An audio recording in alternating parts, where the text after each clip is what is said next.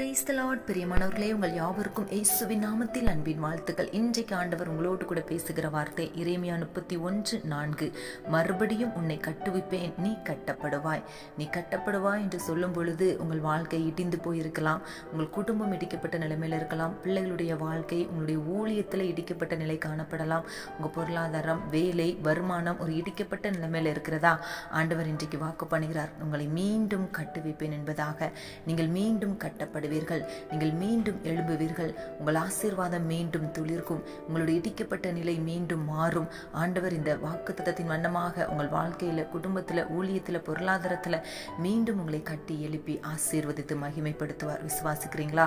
ஆண்டவரோடு கூட ஏதேன் தோட்டத்தில் வாழ்ந்த ஆதாமும் ஏவாளும் ஆண்டவருடைய ஐக்கியத்துல, அவருடைய சமூகத்துல மிகவும் சந்தோஷமாய் வாழ்ந்தாங்க.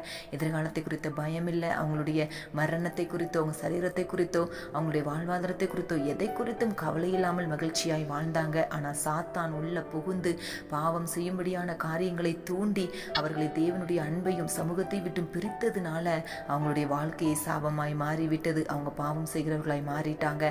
ஆனால் அந்த இழந்து போன தெய்வ சமூகத்தை, தேவனுடைய சமாதானத்தை, தேவனோடு கொண்டுள்ள ஐக்கியத்தை நாம் மீண்டும் பெற்றுக்கொள்ளும்படியாகத்தான் ஆண்டவர் இந்த பூ உலகத்தில் இரட்சகராய் பிறந்து நமக்காக சிலுவையில் இரத்தத்தை சிந்தினார்.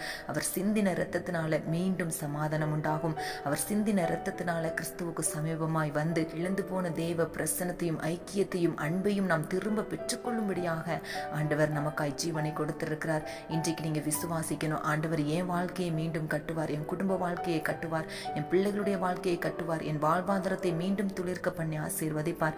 என் ஊழியம், பொருளாதாரம், கைட்டு செய்கிற எல்லா ஆசீர்வாதத்திலும் எழுந்து போன சரீர நன்மைகள், ஆவிக்குரிய நன்மைகள், உலக பொருளாதார காரியங்கள் எல்லாவற்றையும் நான் திரும்ப பெற்றுக்கொள்வேன், திரும்பவும் நான் கட்டப்படுவேன் என்று நீங்கள் விசுவாசித்து ஜெபிக்கும் பொழுது இன்று முதல் ஒரு மாற்றத்தை காண்பீங்க. ஆண்டவர் உங்க பக்கத்துல தான் நின்று கொண்டிருக்கிறார். விசுவாசத்தோடு சொல்றீங்களா?